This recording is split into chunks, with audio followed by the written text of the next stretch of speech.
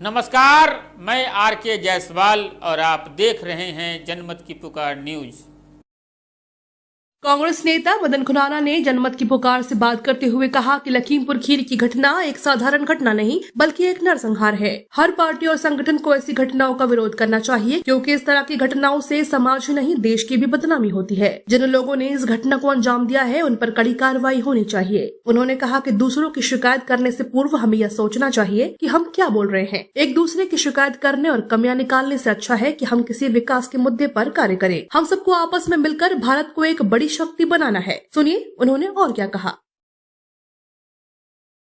नमस्कार, आप देख रहे हैं जनमत की पुकार न्यूज और हमारे साथ मौजूद हैं रानीबाग के सुप्रसिद्ध समाजसेवी मदन खुराना जी। मदन खुराना जी, जनमत की पुकार में आपका स्वागत है। नमस्कार जायसवाल जी। मदन खुराना जी, लखीमपुर की घटना को किस तरह से आप देखते हैं? अभी तक मंत्री का इस्तीफा नहीं हो पाया है।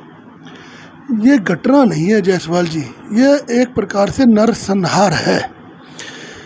कोई भी पार्टी हो, मुझे तो ये बताने से आश्चर्य हो रहा है कि मंत्री जी का इस्तीफा क्यों नहीं हुआ।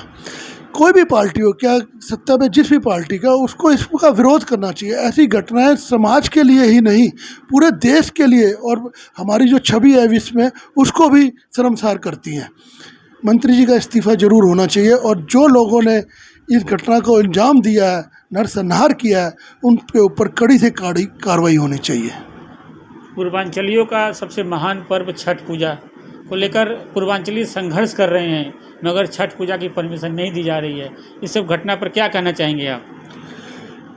छठ पूजा की परमिशन नियम अनुसार देनी चाहिए। जैसे रामलीला की परमिशन दी है, क्या लेट दी है, लेकिन रामलीला और दशहरा की परमिशन दी है, नियम के हिसाब से दिया है। उस हिसाब से नियम के हिसाब से छठ पूजा की भी परमिशन देनी चाहिए, क्योंकि छठ पूजा हिंदुओं का ऐसा पर्व है जो भारतवर्ष में नहीं पूरे विश्व में मनाया जाता है। अगर हम बात करें तो पिछले दिनों मंत्री सत्येंद्र जैन, आपके विधायक, आपके द्वार कार्यक्रम में आए थे और एमसीडी पर जमकर निशाना साधा भ्रष्टाचार का, उसमें पर लिंटर का भी उन्होंने बोला। फिर भाजपा वाले भी उनका पलटवार किया है। ये सबको कैसे देखते हैं आप? मैं इतना ही कहना चाहता हूँ कि हर आदमी को अपने गृहमार्ग में झांकना चाहिए कुछ बोलने से पहले, क्योंकि ये भारत देश है।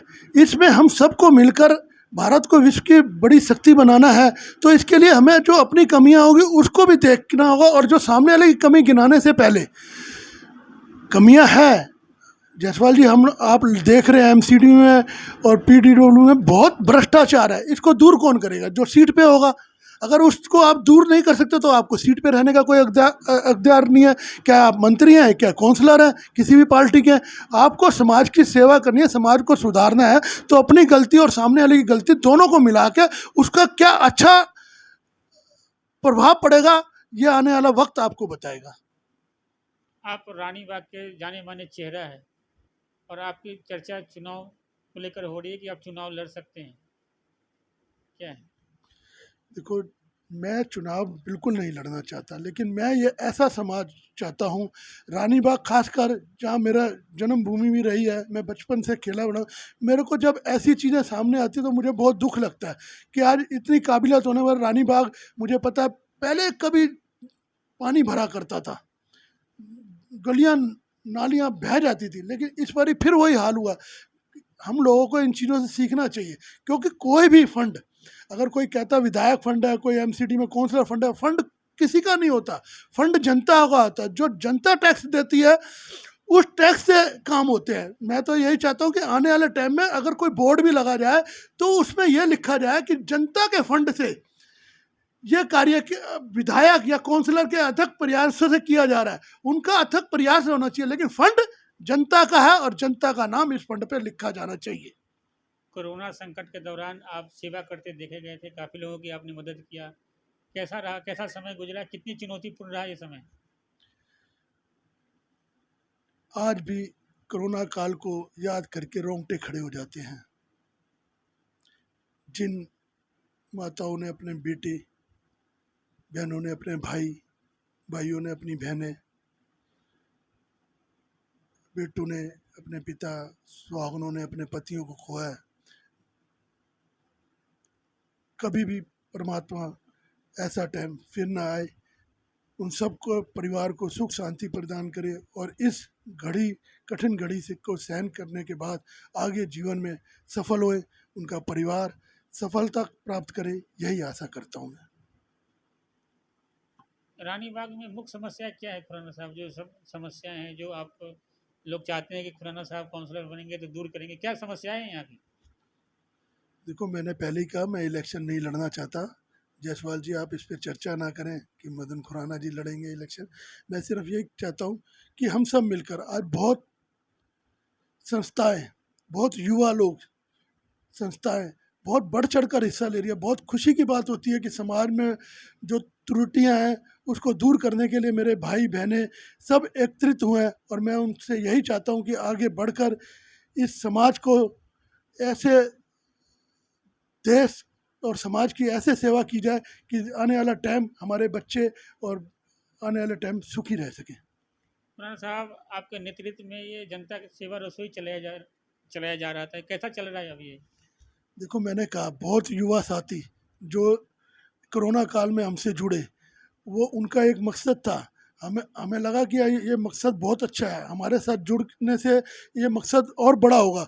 अभी हमने सेवा रसोई दिन की शुरू कर रखी है। आप देखोगे बिल्कुल साफ़ सुथरा खाना, अच्छे लोग खाना खाते हैं। हम इसको फ्री करना चाहते थे, लेकिन हमने इसको 5 रुपये इसलिए रखा कि 5 रुपये हो जब भी, ना हो जब भी, क्योंकि काफ़ी लोग आत्मविश्वास, आत्मसम्मान की बात करते हैं कि मैं जब भी खाना खाऊंगा कुछ ना कुछ मेरे जेब से जाना चाहिए। आगे हम शाम की रसोई भी शुरू कर रहे हैं जल्द से जल्द, और आगे गरीब बच्चों की पढ़ाई और बुजुर्गों की पेंशन जो एक तो सरकार देती है, एक बुजुर्गों की सहायता के लिए काफ़ी प्लानिंग है। और बहुत युवा साथी जुड़े हुए हैं, इतने अच्छे घरों से अच्छे लोग जुड़े हुए हैं। मुझे बहुत गर्व होता है कि ये जो सेवा रसोई जो जिन लोगों ने शुरू कर रखी थी, मुझे भी उनके साथ जुड़ने का मौका मिला। मैं उन सबका सहे दिल से धन्यवाद करता हूँ। अगर हम बात करें लाइन पार की झुग्गी बस्तियों में, तो आज भी नरकीय जीवन जीने को मजबूर है। मैंने कहा ना, एक दूसरे पे इल्ज़ाम देने से कुछ नहीं होगा, काम करके दिखाना पड़ेगा। हमारी NGO जो हैं जिनसे मैं जुड़ा हुआ हूँ, NGO से, अब हम सीलम झुग्गियों में भी वो जाती हैं सफाई के लिए, अब वही गरीब बच्चों की पढ़ाई के लिए, उनको किताबें और पढ़ाई के लिए, कि सरकार तो अपने काम कर रही है जितना कर रही है। सरकार फंड होता है, कहीं भी कहते हैं फंड है या नहीं है, लेकिन लोग जो जागरूक होकर अब इस दिशा में समाज के लिए कार्य करने निकले हैं, युवा हों, माताएं हों, बहनें हों, तो मुझे बहुत अच्छा लगता है और उनके साथ चलना भी बहुत अच्छा लगता है।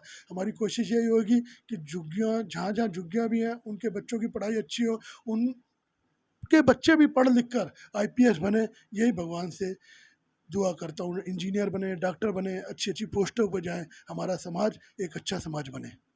अब आखिरी सवाल, जनमत की पुकार के पाठकों को क्या संदेश देना चाहेंगे? जनमत की पुकार के पाठकों को क्या संदेश देना चाहेंगे? जनमत की पुकार के पाठकों को, जो हमारे पाठकों को यही कहूँगा जी, बहुत अच्छा न्यूज़पेपर है, समाज की बुराइयां और अच्छाइयाँ सबके बारे में लिखता है।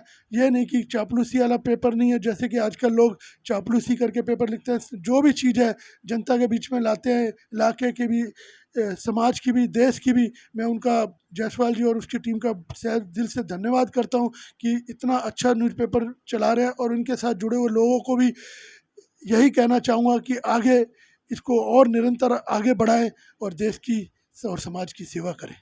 तो हमारे साथ बात कर रहे थे सामाजिक कार्यकर्ता मदन खुराना जी। मिलते हैं किसी और खबरों के साथ। नमस्कार। नमस्कार, मैं RK जायसवाल और आप देख रहे हैं जनमत की पुकार न्यूज।